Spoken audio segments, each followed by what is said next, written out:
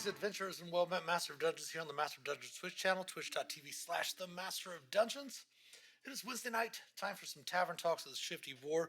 We go through DM's Guild products, we look through, do some read-throughs and reviews of different adventures, things like that. We talk about rules changes and the 1D&D playtest rules. Hopefully we'll have some of that coming out here again soon. We should have some Dungeon Master stuff coming out for the Dungeon Master's Guide and the Monster Manual as well, since those will be coming out later this year as well for the 50th anniversary of Dungeons & Dragons.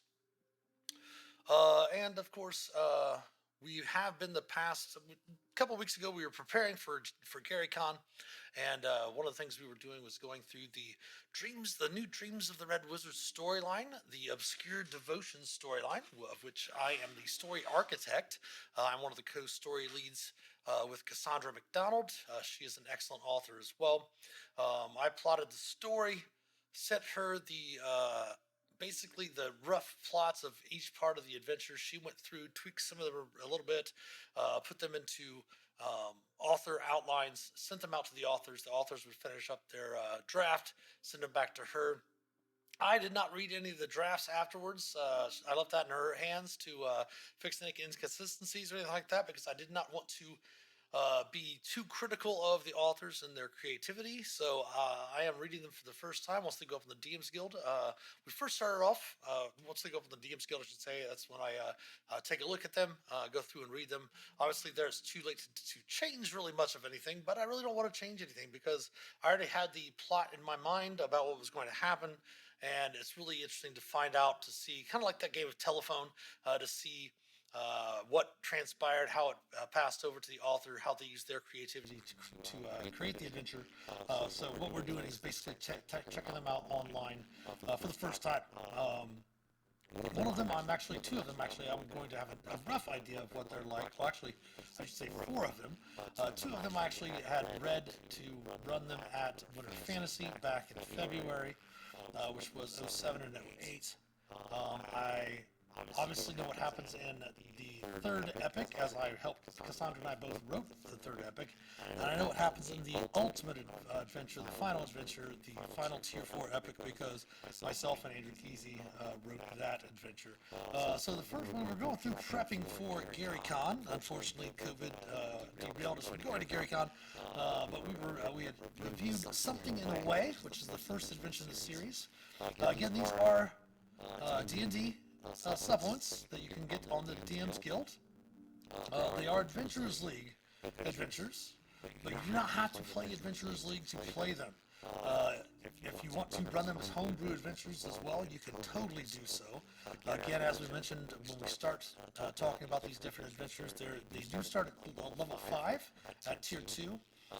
So the onboarding for these adventures, you can either play the DRW, what's called INT or Intro Adventures. There's 4 of those. That will get the characters up to 5th level to start with the very first one, which we've already reviewed, Something in the Way. Or you can play the Spelljammer Academy adventures, which are free on the D&D Beyond website.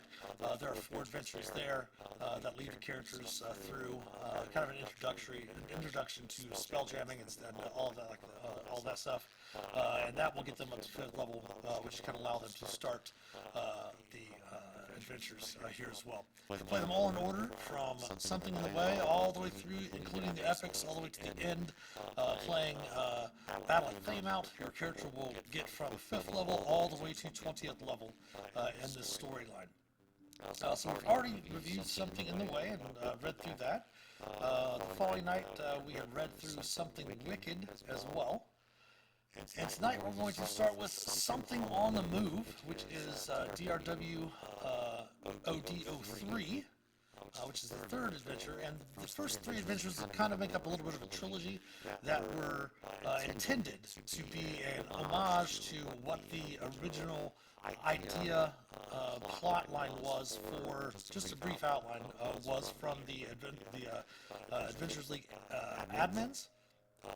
We sat down with Greg Marks and discussed what they had planned, some rough outlines of what they had ideas. We did keep a little of that there and kind of merged our story in with the adventure we're going to review next week, which is the first epic, The Enemy of My Enemy. So we're going to review that next week, which starts the actual specific storyline from the Dreams of the Red Wizard's Obscure Devotions story arc. So this is kind of closing out the first initial trilogy that the admins, kind of like I said, an homage to the admins of what some of the ideas that they had. They had planned on having the whole season be spelljamming.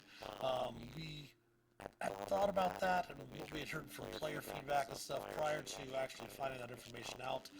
They were fine playing some spelljamming DC, playing some with the hardcover, but since there wasn't really as much in there like some of the older editions of D&D where there was a lot of information coming out about the different campaign worlds and such like that, they're really only touching like one or two books on them and then moving on.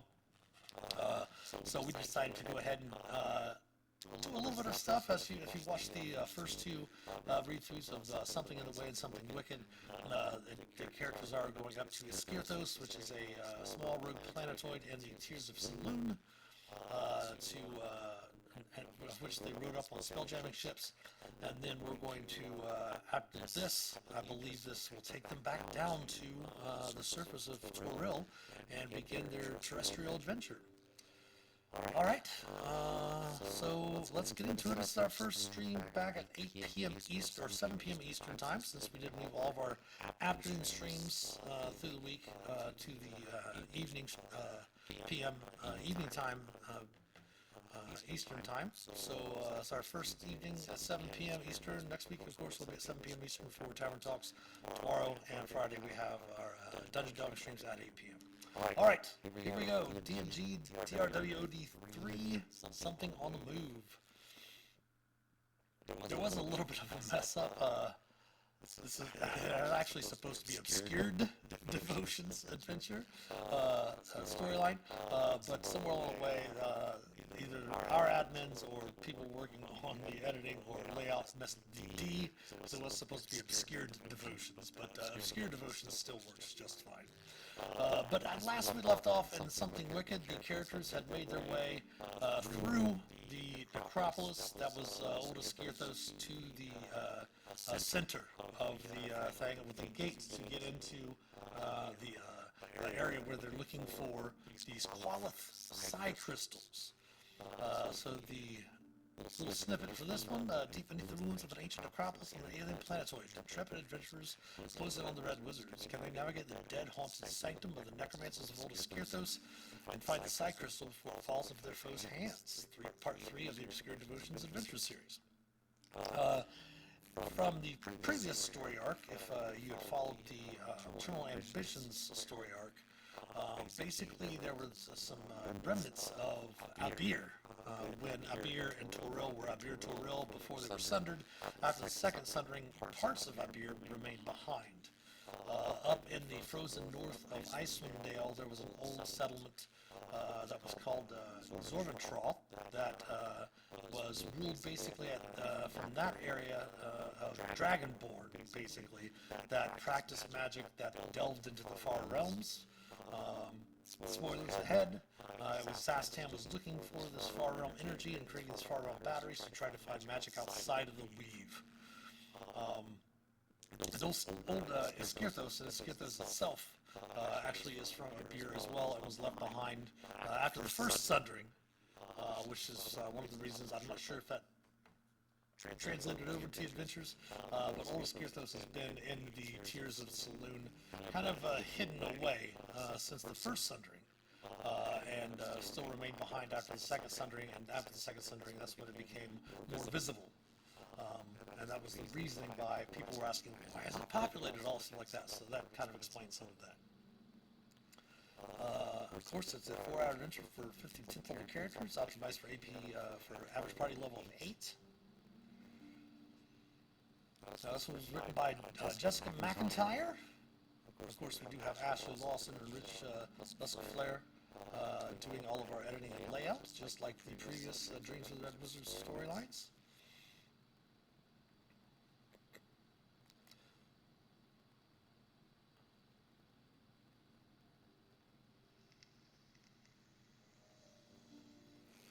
Alright, Adventure Primer. What an Adventure Primer is, it basically gives the DM a quick 1 to 2 page synopsis of what's going to happen in the adventure, and gives them ideas of how to pull the characters into the adventure as well. Something on the move occurs in an ancient necropolis on the mysterious planetoid Iskirthos, newly relocated to the interiors of Saloon.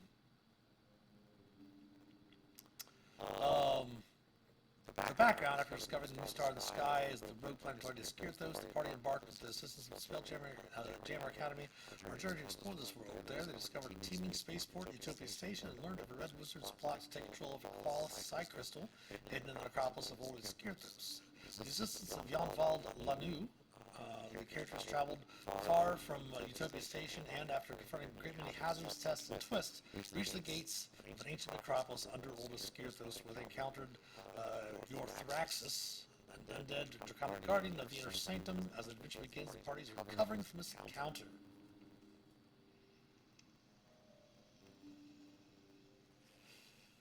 Of course, the adventure begins with a call to action scene, 4 parts, and ends with a wrap-up scene.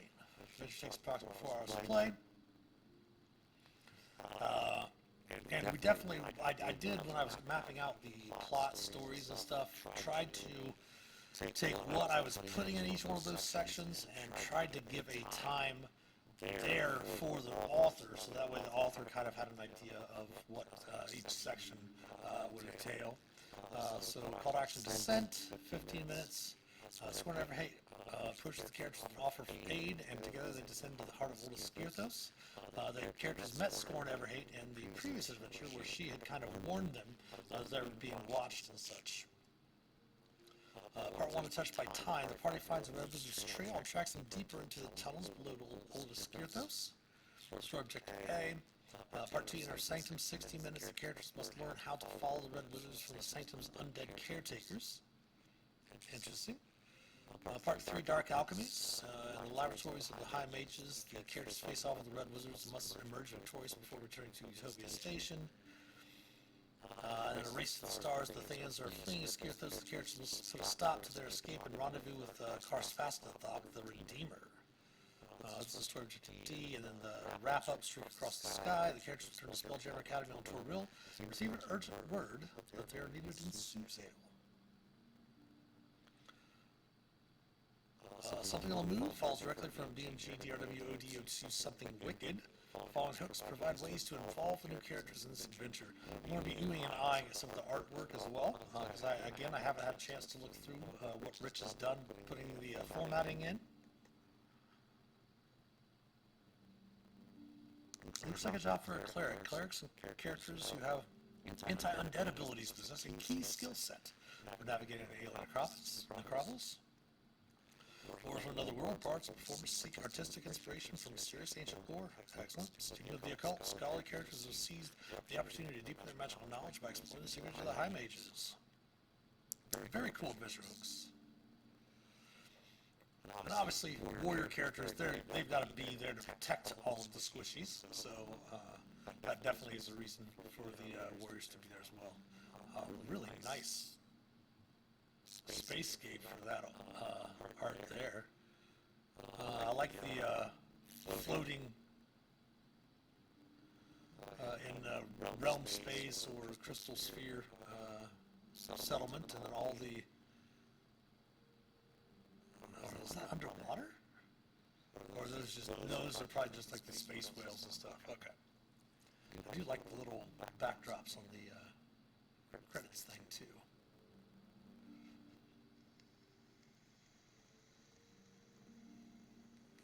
Alright, call to action descent. Outside the gates of the necropolis' inner sanctum, Scorn Never Hate approaches the characters and offers to join them in their descent deeper into the heart of the old Iskirthos. The gates of the High Mage's inner sanctum perch at the edge of a treacherous chasm hidden within the tunnels of under the old Iskirthos necropolis. The aftermath of the encounter with Euthraxus and Something Wicked has left new marks of destruction on shattered glass and metal wreckage that was already strewn outside the gates.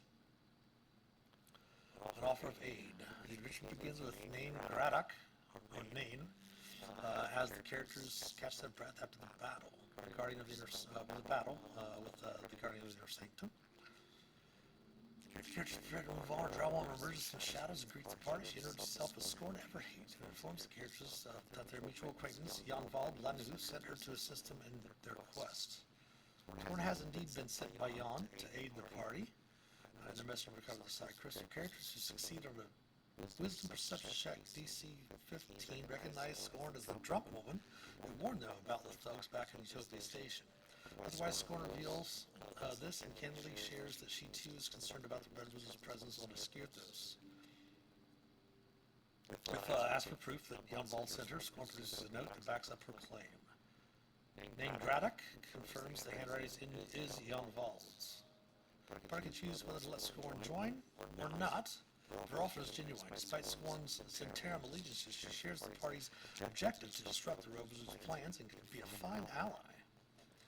Scorn enters the party, can run as a sidekick, see Appendix D, or let a player control her. Otherwise, Scorn waits topside of the party and investigates the surrounding areas.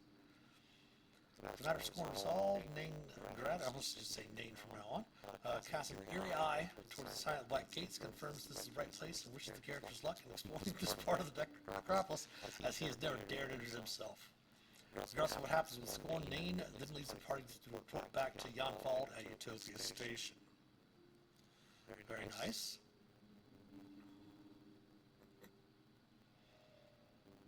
Oh, I really like that. Once the party's ready to pass through the ancient heavy gates, they rumble open as if by their own accord. Ooh.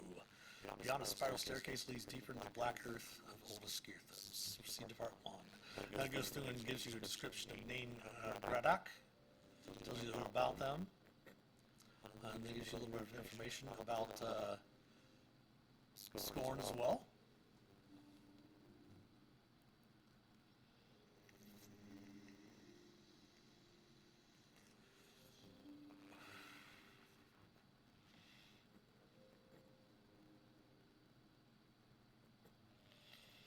Scorn has a twin brother named Morn. Morn and Scorn ever hate. El Ferrate is the name in Undercommon or Dark Elvish.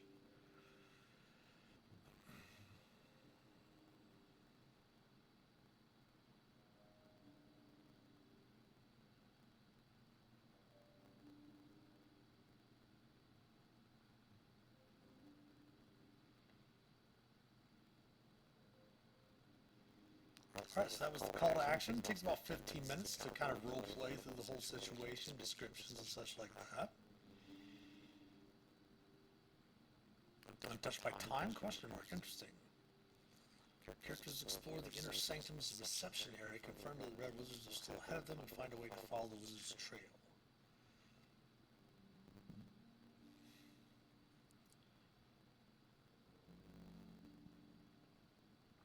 On the stone staircase, the characters find a lacquered crimson door. Release the inner sanctum's reception suites. Alright. Approach the red door. The howled winds that haunt the black gates grow fainter as you descend, until stillness and silence envelop you. By the time you reach the bottom, the only sounds that disturb the chill air are your own breathing and footsteps. Talks about the dimensions, the trapped. The red door is trapped.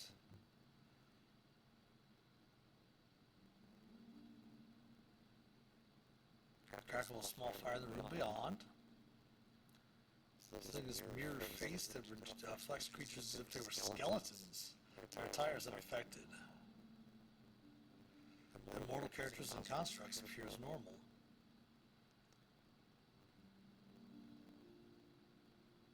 A pair of sword-wreathed warriors appear within 5 feet of the torches, ready to stop the characters by force.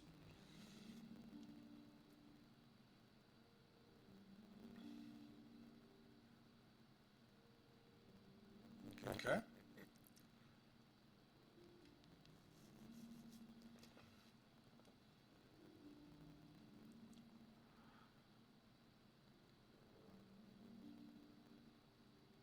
Live of warding.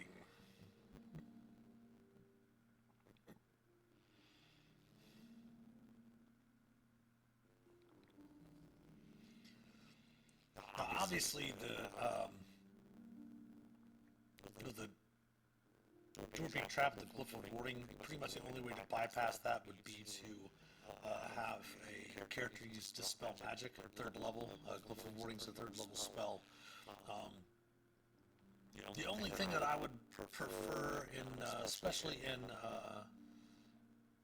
tier 1 and 2 adventures, tier 3 and tier 4 not so much, but have an alternate way to remove it with like maybe a fairly decent Arcana check, like the DC 17 Arcana check, or a DC like DC 20 check using Thieves Tools, Dexterity check using Thieves Tools or something, to find an alternate way for the lower level characters. So tier 1 and tier 2 characters, or tier 2 characters specifically, who have Dispel Magic aren't necessarily having to spend a resource this early on. It's still all good. It doesn't. It's still perfect. It's great.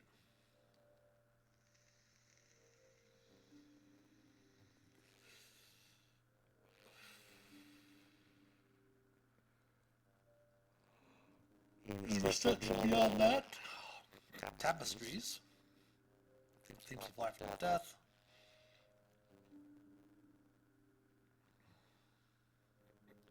The theme being, of course, that Escirthos was where the wizards of Avir studied death and undeath, and the whole search for immortality, away from very different than the people from Zorntroth did. 12 chairs, dusty chairs.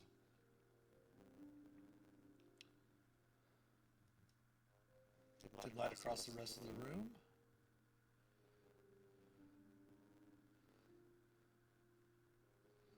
Seven unique sets of footprints. Nice.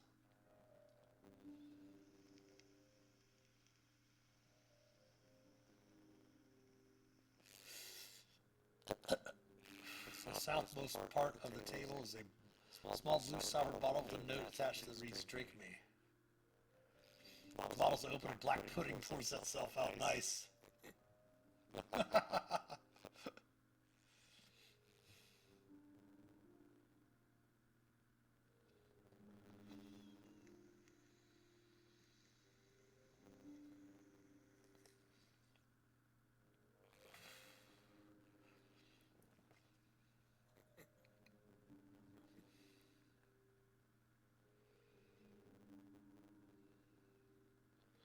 Must be spoken while standing in the High Mage's reception room. That'd be interesting for a DM to help them try to figure out what the password is. Using magics, investigation, such like that. But otherwise, it doesn't seem like they left any clue to what the last step would be.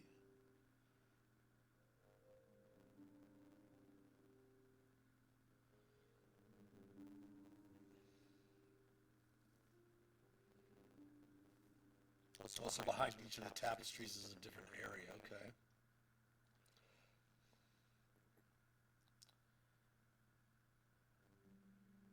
So maybe they do have the same, okay, there's a secret passage, there we go, okay. Apis, the BD from the temple, and something wicked.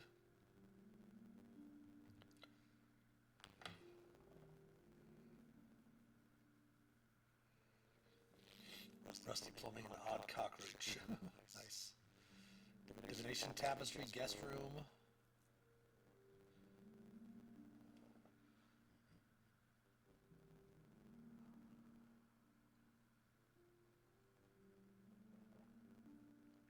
There's a ghost.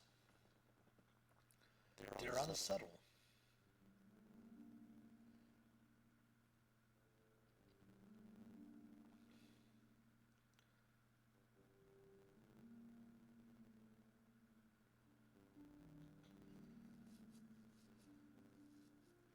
Okay, there we go.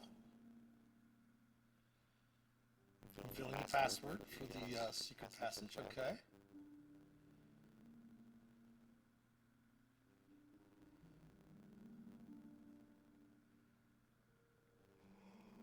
Okay, cool.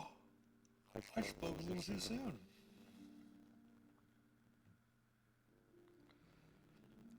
guest room.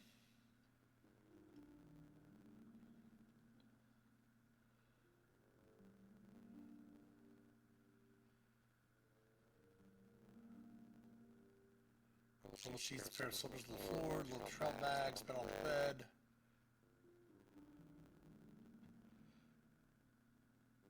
Set of oldest Gearthos priest's investments, a silk pouch with a number of coins in it, little toothbrush and comb, small bound pulp romance book, and many notes about another spellcaster. At the bottom of the notes, the password for the secret passage blasted sum is circled.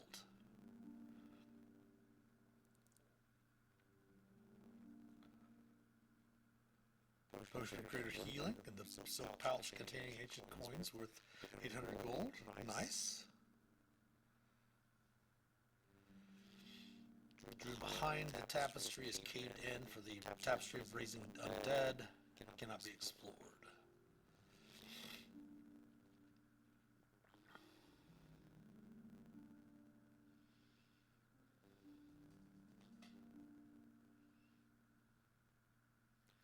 Six broken mirrors are set to the walls along the passageway. Shards of broken glass and inert remains of 6 monstrous undead formed of twisted flesh and bone. Church was destroyed in the last 24 hours.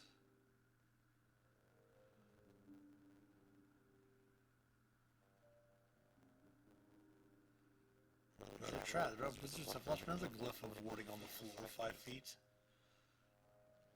Into the passageway. Now it's also a glyph, so you can avoid glyphs. So a DM could easily also, I mean, without getting rid of the glyph, a DM could, allow things like dexterity acrobatics checks, strength athletics for jumping over or bypassing certain things like that. The door itself would probably have to have the red door itself would probably have to have a dispel magic put on it, but the one on the floor, they could probably have them leap over it or go around it or something like that.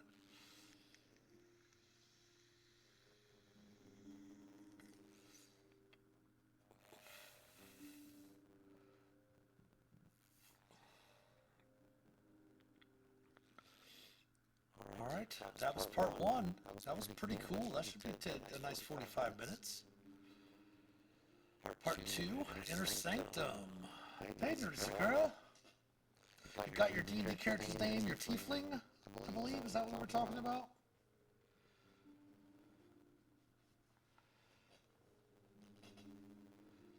Nice. What'd you come up with?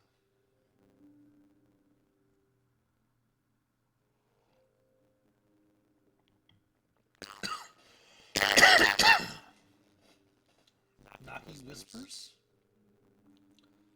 Mayako. Very cool. I'm unfortunately unable to read kanji.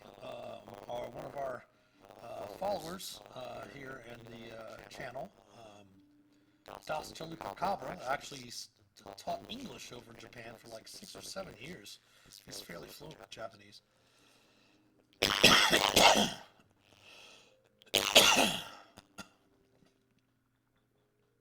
So her nickname is Whispers. Very cool.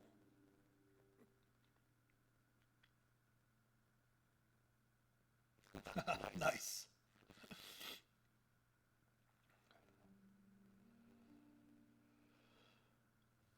We're just going over the 3rd adventure from the Dreams of the Red Wizard storyline.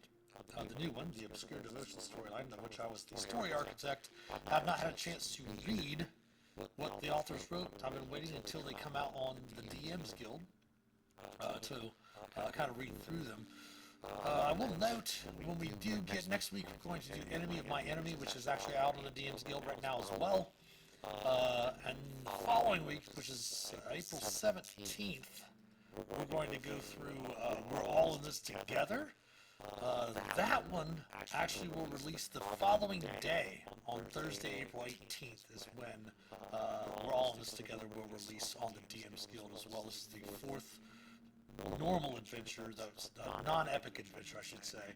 We're going to do that in a couple weeks. But tonight we're doing something on the move into part 2.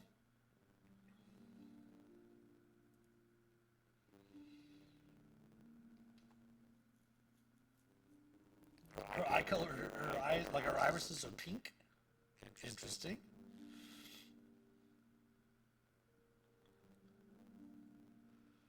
So they need to learn how to follow the Red Wizards from the Inner Sanctum's undead caretakers. So there's going to be undead caretakers in here that they're going to have to chat with, it looks like.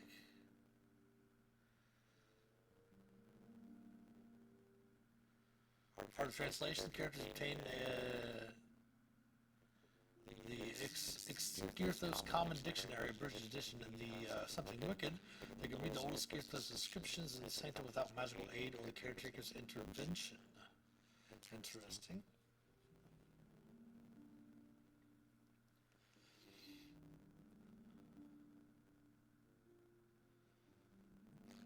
Actually, if you don't own Photoshop, there's a great free website that you can go to that basically you can even open PSD Photoshop documents in this website.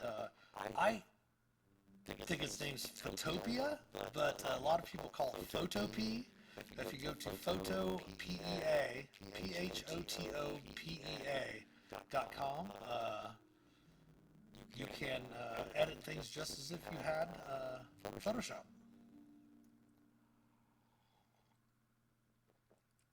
I go there and use I use Photopea, whatever you want to call it, for a lot of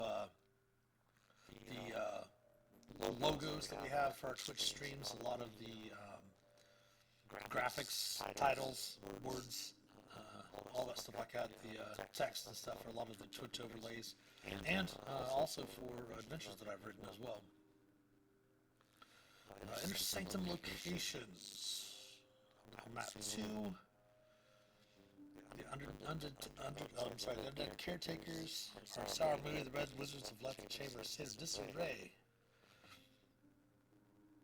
They're burning torches.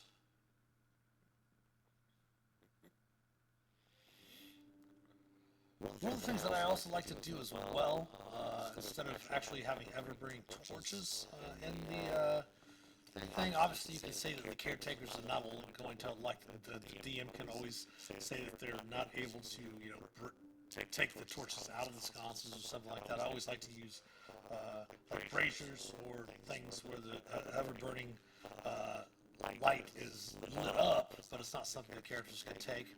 There's inevitably going to be a character that wants to take an ever-burning torch, which is not really that bad a thing for the characters to have.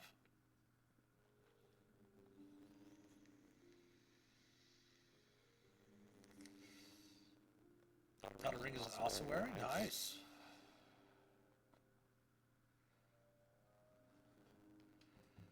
Manuscripts and scrolls about an unsettling leathers. Spell scroll of Lehman's tiny hut.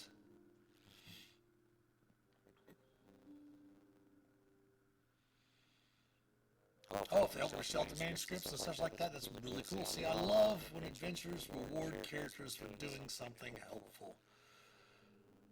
Sometimes it's good that those are noted to the characters, but in this situation here, if I was the dungeon master, I wouldn't even mention that.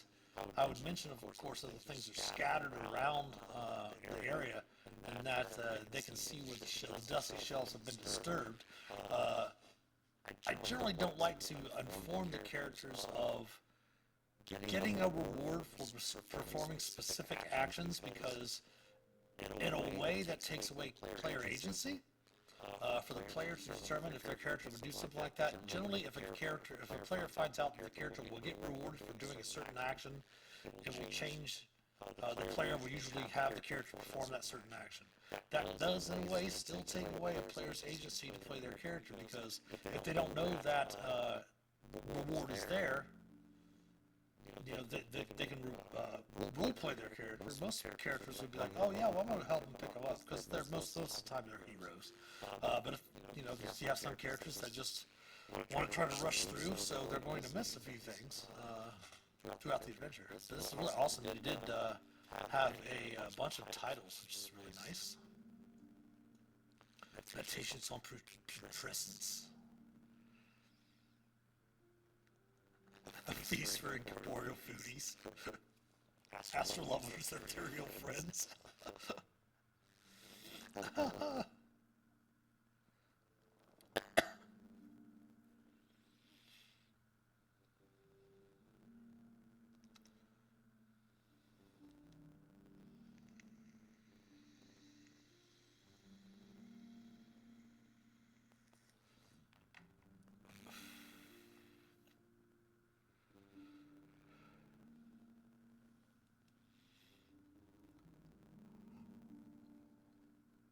Six skeletons mutter an old Skirthos as they put the ossuary back in order. 9 shadows remain loosely hidden, watching expectantly. 3 Alps float serenely in the central area until the characters approach. Attackers speak to them. The head caretaker, meant for skeletons, stalks the central chamber, ensuring no further trouble occurs under her watchful, burning eyes. I love the use of the Alps. Alp was one of the main, was kind of the main villain in one of the first actual Adventures League adventures I wrote in the Ties That Bind that I did for GameholeCon. It was the first adventure, the first trilogy introducing their storyline when GameholeCon started working and doing their premier organizer stuff in the Border Kingdoms. That was really fun adventure to write too. About secrets and such, yeah.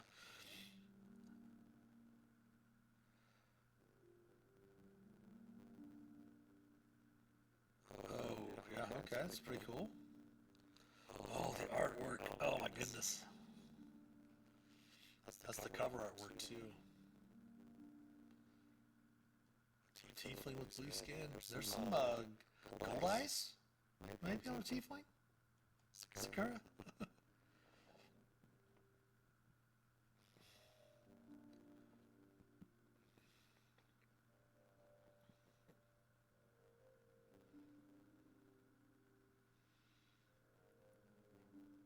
Oh, nice. Interim spy. One character mentions overhearing the web visitors speak about a drow Interim agent on their trail.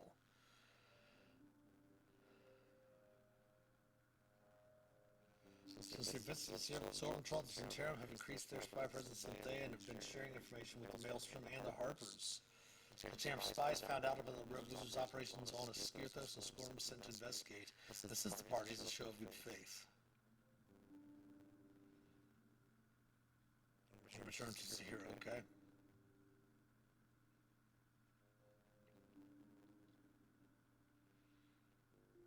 They have different archives. Didn't see the names up there yet. Okay, the Archive of Spirit, Archive of Flesh, Archive of Bones, okay.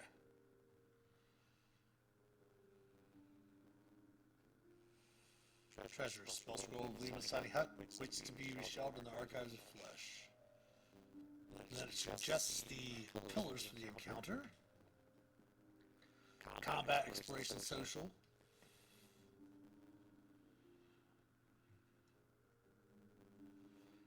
Combat, there aren't spoiling for a fight, but we'll defend the archives against further destruction.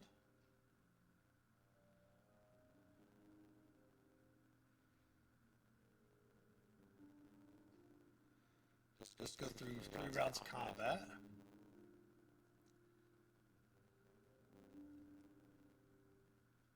Characters who explore the archives and study chambers can gain temporary spellcasting boons and earn bonuses to help impress the caretakers.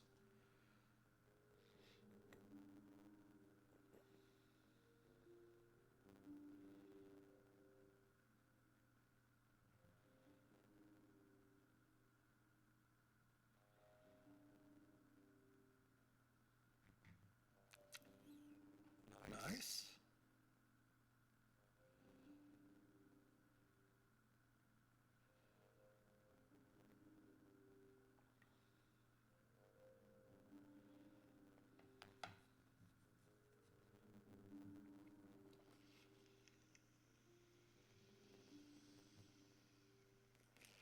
Enchanted mirror, obviously from the artwork up there earlier. Beyond the mirror, a withered corpse sits cross-legged on the floor with an incense tray bearing sticks of unlit incense set before them.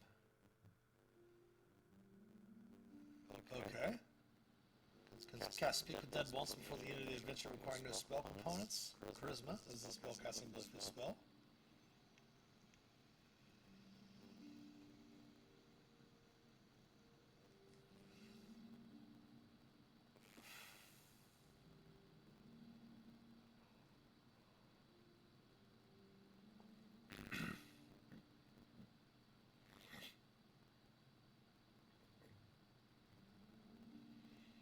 Now stuck around to die of fright.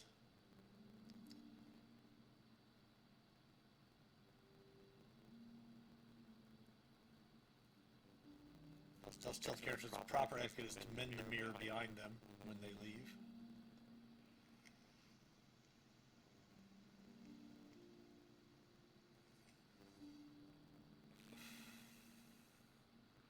Nice.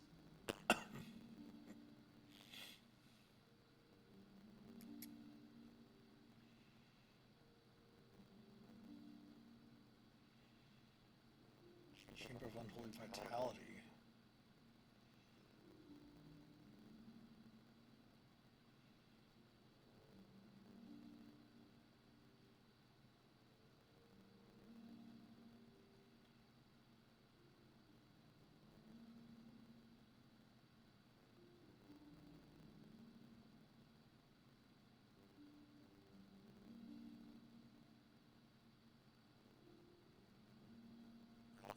Chemical Compendium rests perfect. Oh, that's beautiful.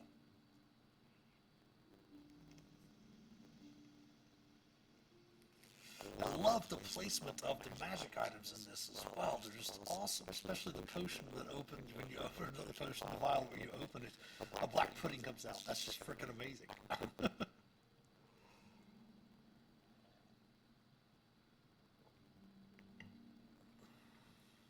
Ooh. Chamber of the Hidden Stars, effective entryways under the effects of a silent spell. The interior under a darkness spell. Silence keeps secrets are described on the floor, partially obscured by the leg of a dead red wizard. Okay, so it's the one that did not get out that the caretakers mentioned earlier.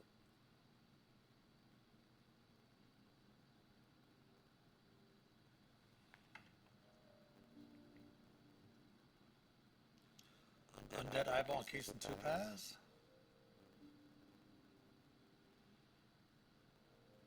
Oof.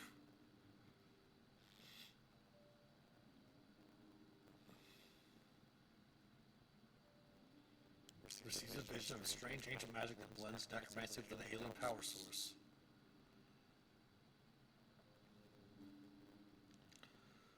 If it didn't spot them, the character can cast Shadow of Moil once before the adventure ends, requiring no spell components. Charisma is a spellcasting ability for this spell. The player hand out one. Nice.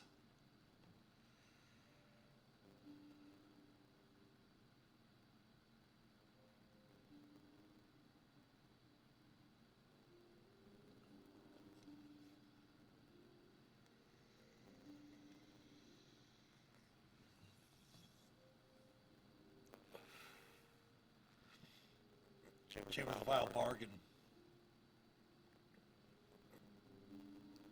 Cascade severed hand is mounted on the wall plaque.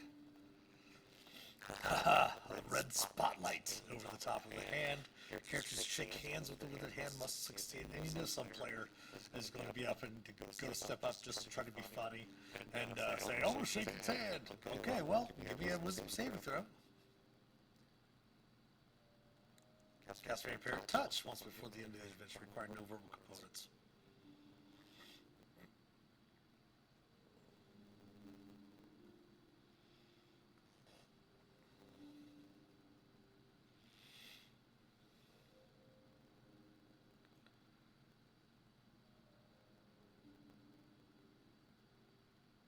Dance with Death and we'll skew this.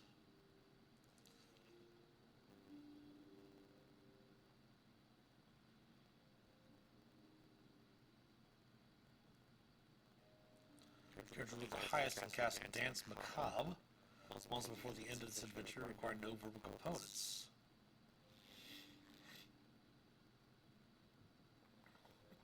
Sound dead characters reveal Area B1's hidden entrance to the alchemical laboratory. Proceed to Part 3. Very, very cool so far. I am very, very... This is one of the reasons why I did not want to read adventures prior to seeing them. Obviously letting Cassandra do her part, which she's done exceptionally. This whole journey we've taken on being the story leads for these adventures, and I'm just thrilled reading what Jessica's come up for this. This is amazing.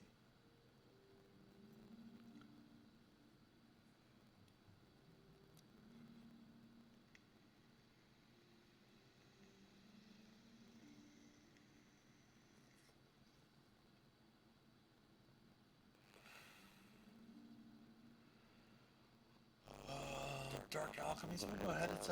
We got about 10 minutes before the next ad break, so we'll go ahead and see if we can't get through Dark Alchemies first before we continue on to check out Part 4 and wrap up, and then we'll briefly look through the Dramatis Personae, the creature stats, and then look at some of the handouts and the maps. We did find a website that Dyson Logos had put up that had 300 plus maps on there that anyone could use. They could change, they could alter them, all the stuff like that. They even said on the website that they didn't require attribution to him. Obviously, we want to make sure that he gets attributed as the cartographer, because his maps are pretty cool. I think the first ones that we used in Dungeons and Dragons 5th edition were from Waterdeep Dragon Heist, I think, is where we first saw some of his. Of course, there were some as well in Candlekeep, the Mysteries of Candlekeep. The Candlekeep Anthology adventure had a lot of his maps in there as well. Yeah, so we've tried to have all of the authors use try to pick maps from those maps that were available. Then I went through and, as we were talking about with Photopia, went through and would edit them using that and Paint to edit the maps to what the authors needed.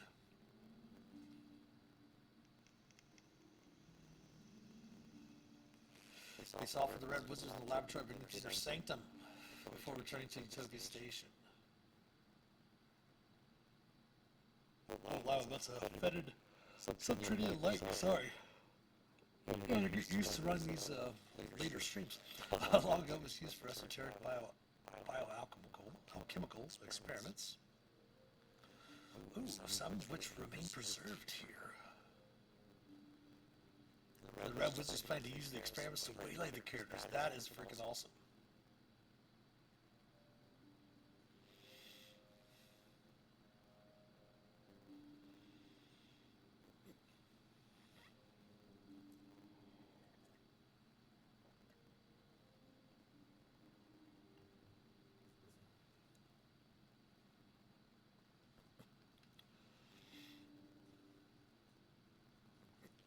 Search for the door leading to the edge of an underground lake in the High Mage's Necromancy Lab.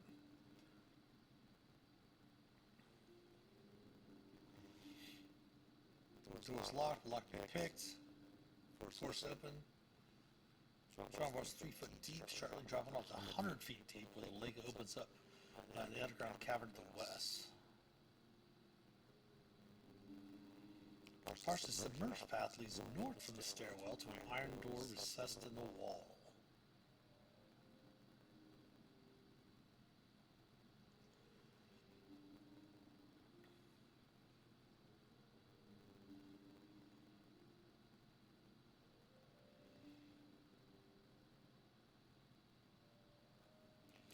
Three ghouls wade through the shallow waters. You shirt certainly can make her be heterochromia. You could ever have one pink iris and one like maybe a violet or purple colored iris.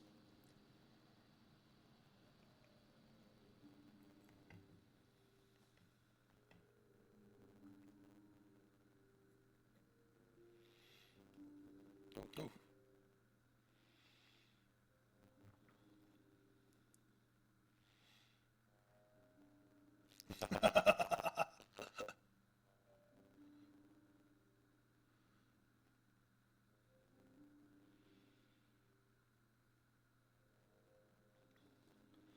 Purple ice became very, very popular after the introduction of DRW.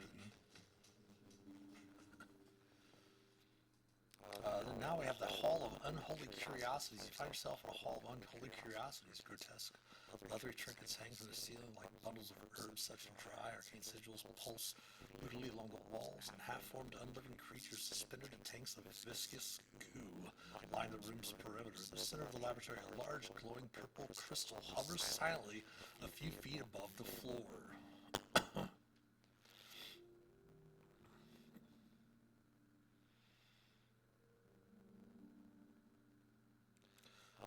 Crystal's minor illusion. Has a horror aesthetic, but the character searches the room looking for things that will help them repair the teleportation circle. You find a page of repair notes among the other arcane distress.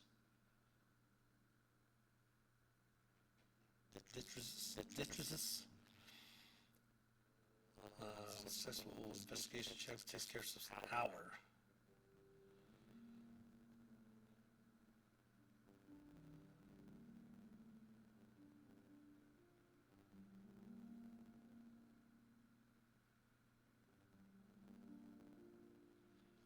Okay.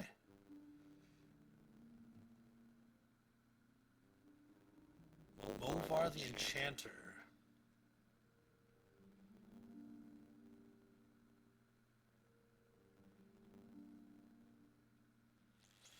Trio of wizards, two illusionist wizards, and an enchanter wizard lie in wait for the party. Once this combat begins, the wizards unleash a corpse flower, which they found in the laboratory and enchanted to be under control.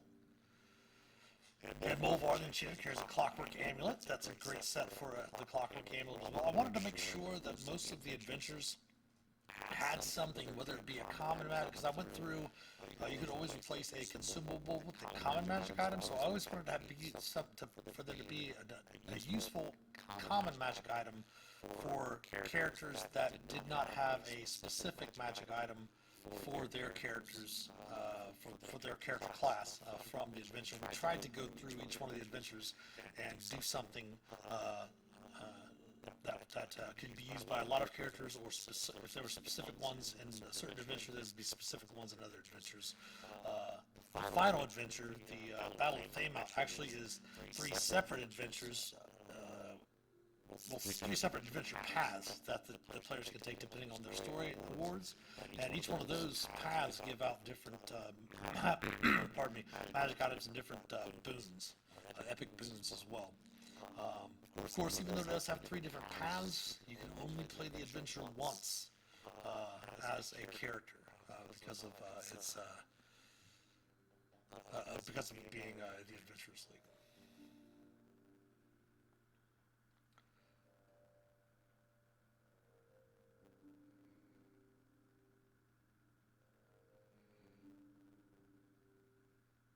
This is really cool to have all the illusionists go ahead and try to look like the Enchanter.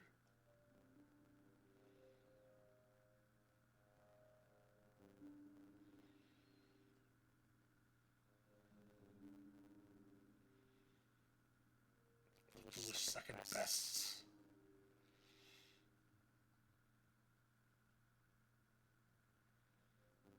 So preparing the teleportation circle is not possible during the combat. Perfect.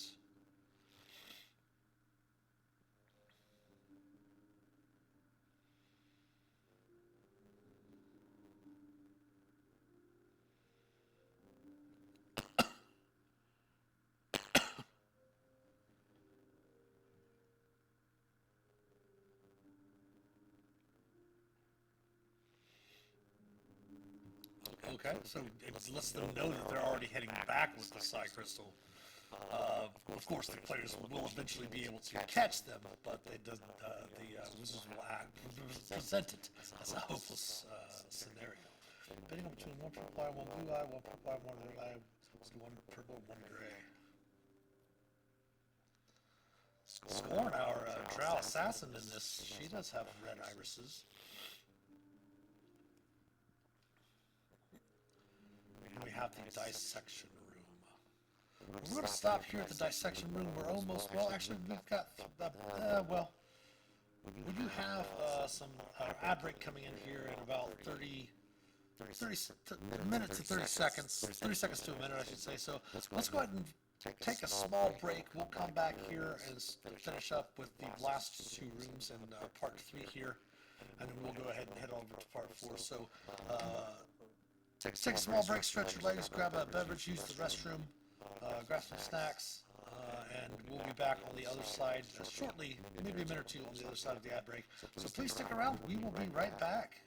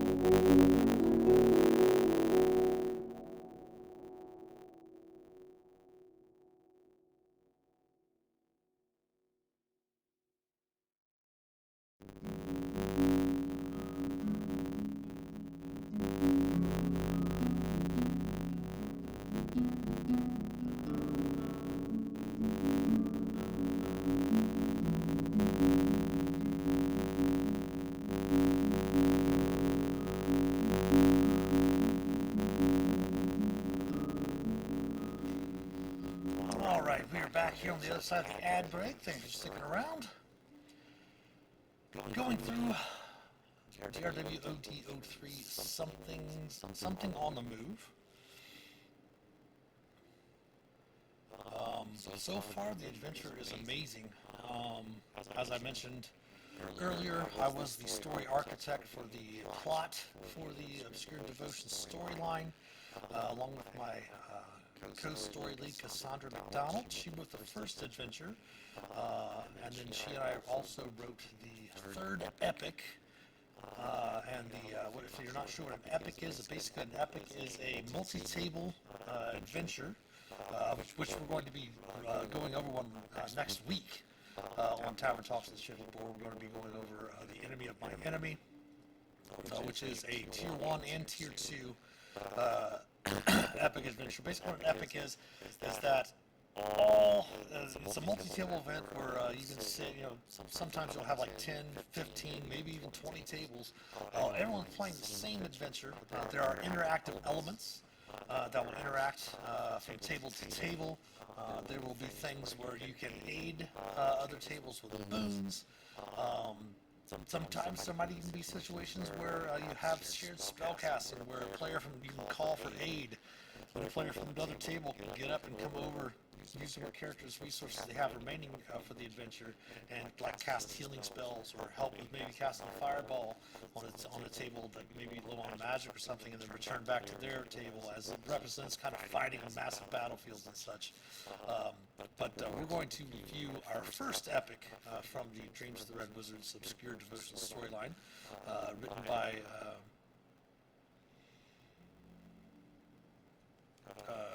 Shu.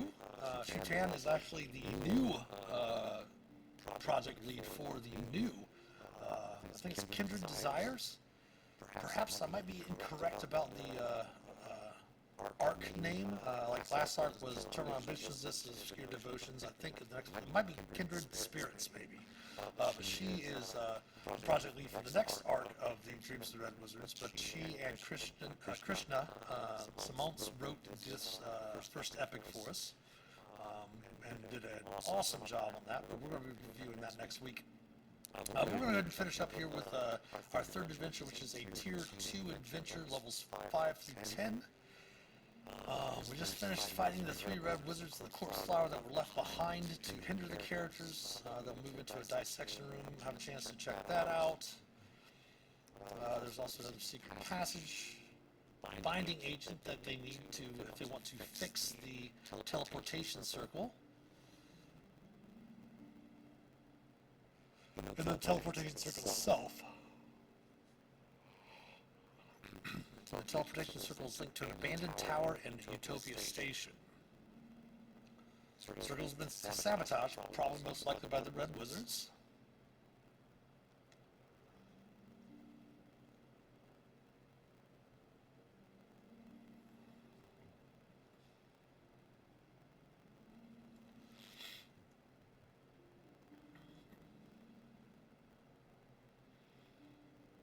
Area C2.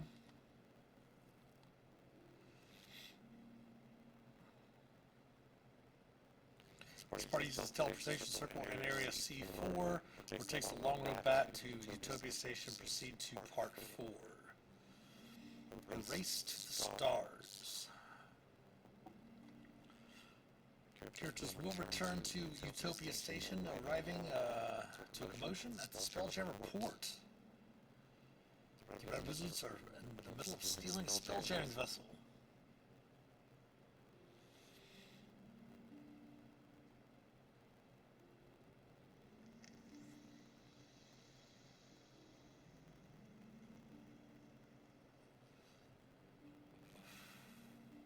See, it ends with the Emerald Gem Dragon Carfasla Dock.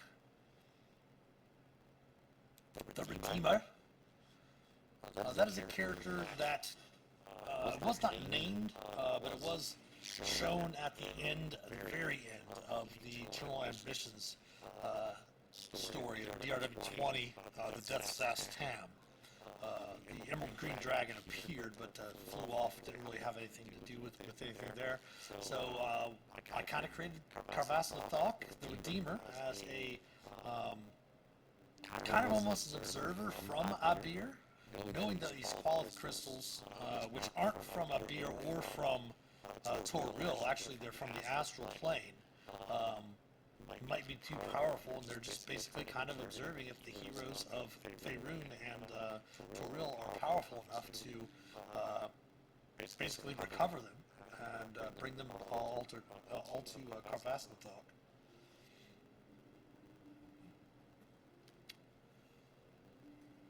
By daylight, utility station looks even more run down.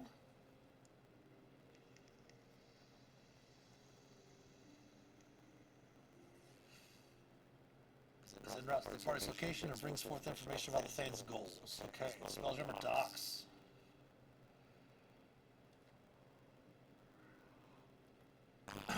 Shouts to spell remember docks at the party location. Little wizards in the middle of stealing living shit. Roll initiative.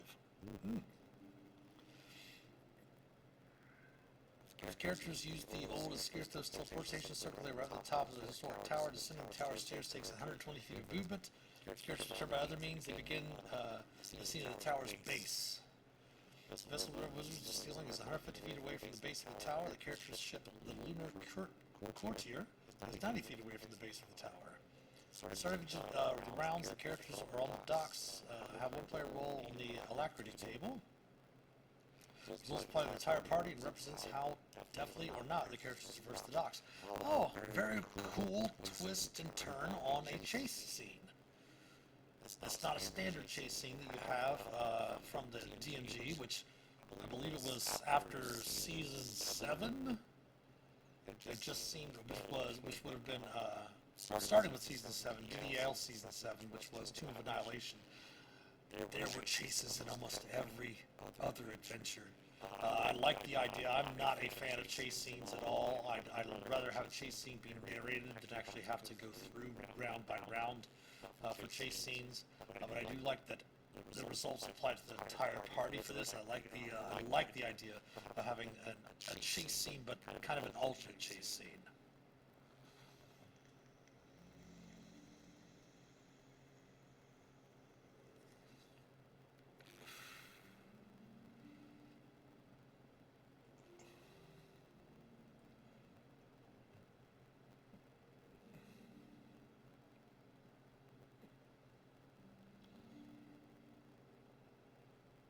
Now, the thing is, I'm going to check something here before I continue on.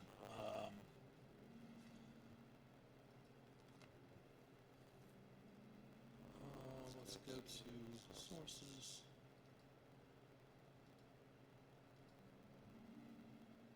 It's usually within the first.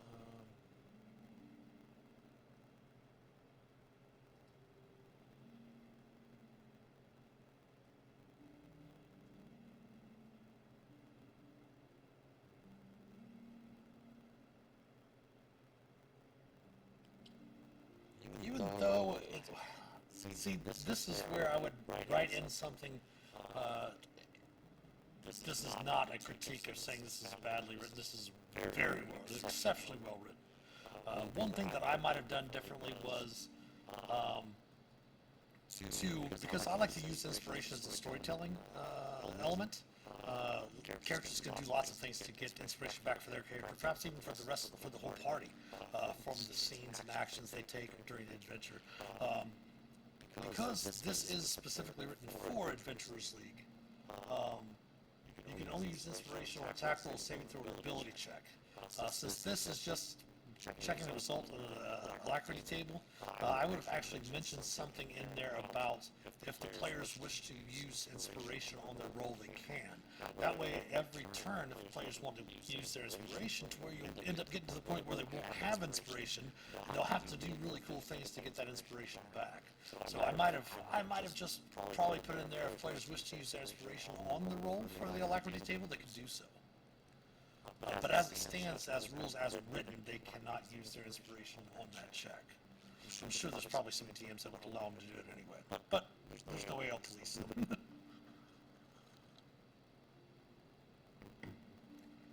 Ooh, once they get back to their ship, ooh, the Umber Hulks.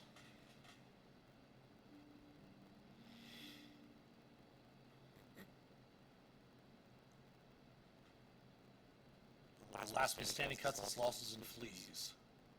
Or fights to death with the river courtiers taken off.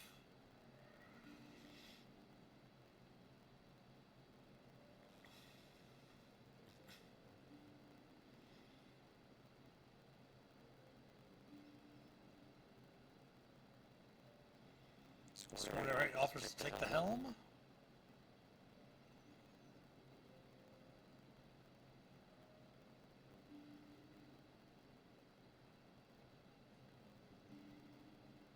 Three other wizards are aboard the stolen living vessel. The divided wizard piloted the ship. The transmuter wizard assaults anyone who tries to hinder their escape, and the apprentice wizard who takes orders from the other two. The red wizard's progress towards escape depends on how the party returns to Utopia Station. The party teleported to Utopia Station. The red wizard seized the helm, but only get airborne at the end of the second round. The party returned by other means. The red wizards are free of the docking station and hovering 40 feet in the air, ready to make a swift exit. So this was kind of the intention of this event. Oh my gosh, that's a beautiful picture. Beautiful artwork. The intention of this, because spell jamming ship-to-ship combat is very, very clunky in 5th edition. There is rules for ship-to-ship battle in Ghosts of Saltmarsh. And a team could, you could probably do ship-to-ship battle there, but the whole design was like broadside to boarding parties, where you want to bring the looter courtier up near the living vessel and kind of board the living vessel, so that there's kind of a ships kind of moored to each other, kind of like a pirate scene where they swing across to the other deck and such, was the intent of the encounter.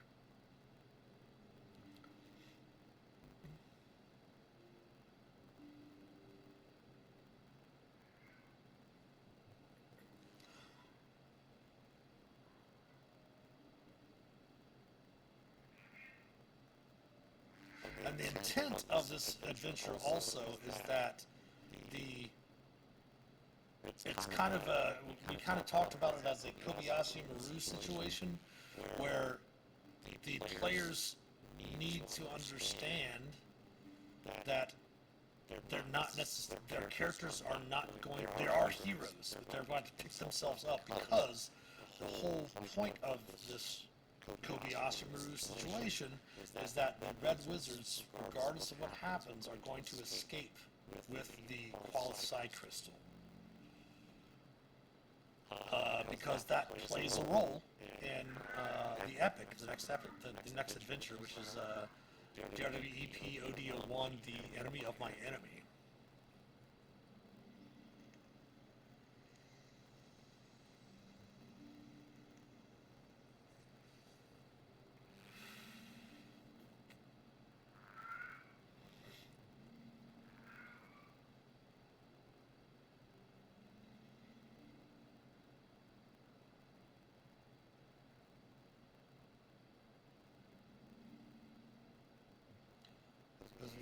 Is sticking around for monologues. They are above a little evil gloating at the parties within earshot. So basically, the Umhawks are there to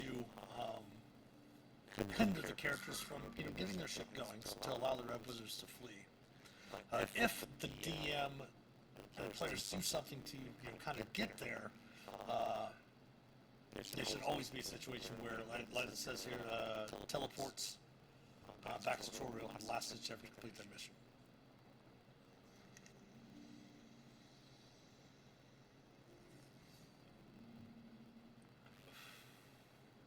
Plus, if Carvasthal arrives while they're still fighting the other Hulks, it does allow the dragon to, hey, the Hulks will make a nice snack. You might hear my familiar in the background. My cat, Callie. She is fine. She's just deaf, and she has an attachment to me like nothing other. We've rescued her this November 1st. Will be 5 years ago, which when we rescued her, the vet said she was about probably 15 years old already. So she's an elderly kitty. Does have some separation anxiety. She can't find me, but she's okay. She's got food down there. Carvassathok. Things go for the characters. Their own dragon arrives in time to save them from certain death. Otherwise, they rendezvous with the party once the dust settles. Ways the party that fans seek magics not tied to the weave to prevent Mistra from being able to interfere with their plans, whatever those may be. Carvassathok warns the characters that regardless of what the Red Wizard's ultimate intentions are, power forces are at play, and the characters will be wise to gather all the allies they can before proceeding.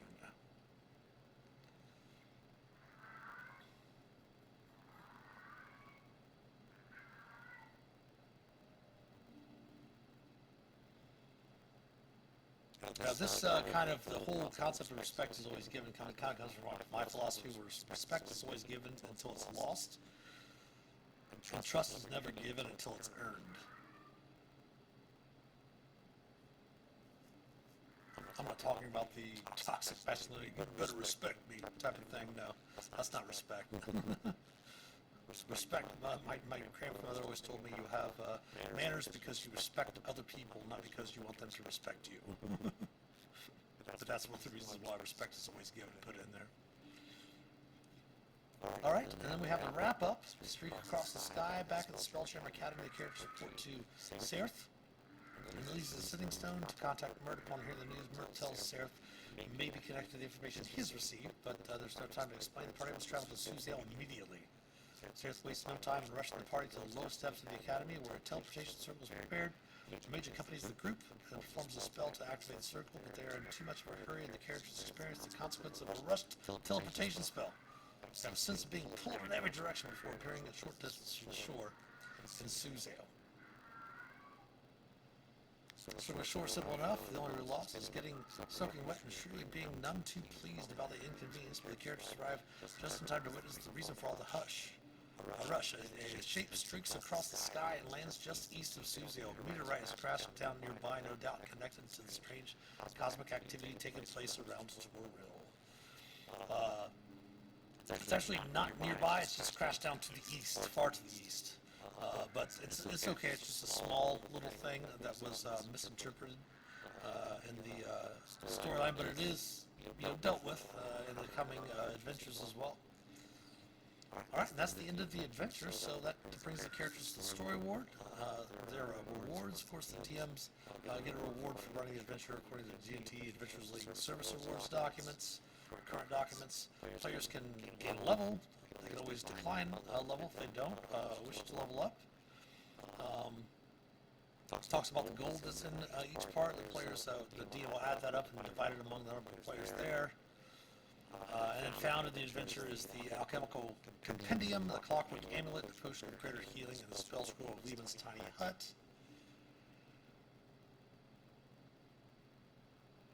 There's the spell. We try to put the spells in the adventure that if there happens to be,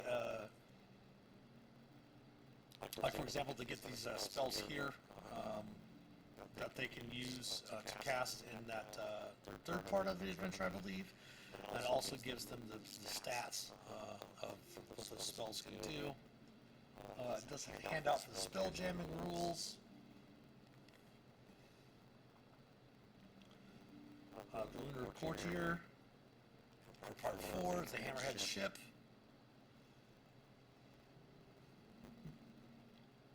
And then the characters' rewards during the wrap-up, the Alchemical Compendium. Spine of a small, okay, this is the flavors. The spine of a small mammalian creature is embedded in this book's binding, covering the set with a pair of tiny bead-like eyeballs that are perfectly preserved. The acrid odors cling to the stained heavy volume. The book's metal fittings are copper, iron, lead, silver, and gold, some frozen in transition from one metal to the other. Found the book contains the following spells: Enlarged Use, Featherfall, Flesh the Stone, Gaseous Form, Magic Weapon, and Polymorph. It functions as a spellbook for you.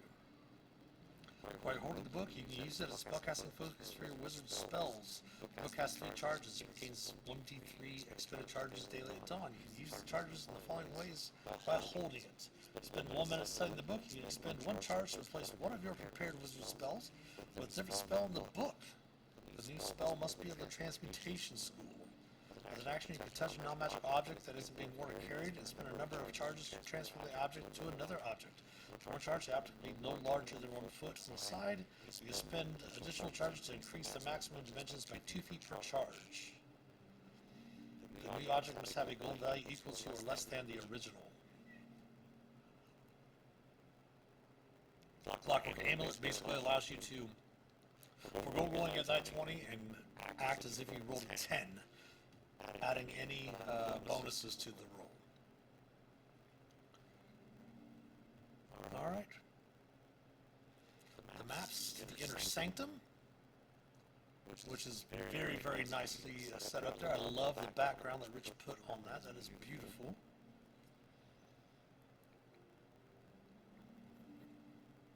This is the area below where the all of the archives are and such like that.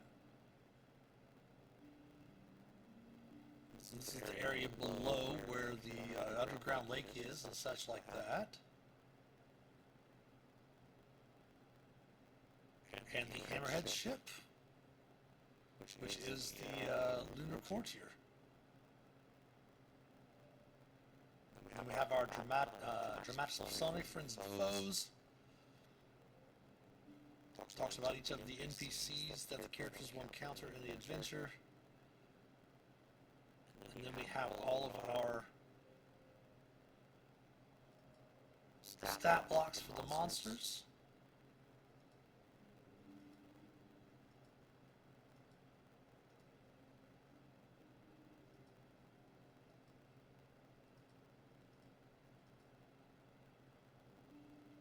Scorn to Ever Hate here. Stats for her. Then we have the Stolen Spelljamming Vessel, the Living Ship, with all of its stats as well. And of course, our Dungeon Master tips, always at the end of the adventure, there's a chart for determining party strength. It talks about everything you can do, safety tools, code of conduct, DM empowerment, etc., etc. And then the final page talking about the different adventures that we put together with Wizards of the Coast and Baldwin Games. Wow, that is a really, really awesome adventure. Very, very cool. That the way it turned out was very, very cool. Followed pretty much almost exactly the type of plot that I plotted out for the adventure. Really, really very, very creative ways that the author did wrote in the different encounters, the different interactions and such like that to bring that story to life. So Jessica did an amazing job on this adventure. It's a little, about half past the hour, pretty close to it. Finishing up that adventure, we'll probably go ahead and finish up the stream. Again, tomorrow we will be back tomorrow evening at 8 p.m. Eastern and Friday at 8 p.m. Eastern for some dungeon delving. We're going to be continuing to play Lord of the Rings Online. Once we get our computer upgraded, which we've been talking about it for a few months, we're slowly getting there, but we're going to get there eventually, hopefully before spring, or I should say before summer, I should say, since it is spring already. So we'll be playing some Lord of the Rings Online tomorrow night. Next week, we will have, of course, on Sunday, we'll have our live play D&D game. I think it's episode 20 of Fandelver Below the Shattered Obelisk. Then we'll have our normal 7 p.m. stream on Monday for Around the Campfire. Again next week for Dungeons and Deliberations on Tuesday at 7 p.m. And then next week for our Wednesday night stream at 7 p.m. We will be going over the first epic that we went through and worked on for the Dreams of the Red Wizards Obscure Devotions storyline, The Enemy of My Enemy. So thanks everyone for stopping by today. Of course, thanks to all of our supporters, especially our patrons from Patreon. If you'd like to help support the channel, please consider becoming a patron or subbing here on Twitch, twitch.tv/themasterdungeons. We love your Prime subs. The link to our Patreon page as well as our YouTube channel and all of our social media accounts can be found in the About Us section below here on Twitch. If you would subscribe to us on YouTube, like and comment on the videos, share them. Follow us on Facebook, Instagram, Twitter. Give us some likes, retweets, all of that good stuff.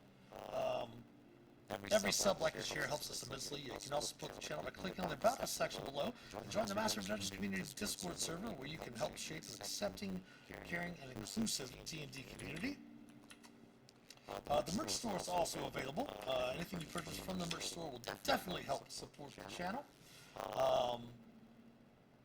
Of course, tips are always welcome but not expected.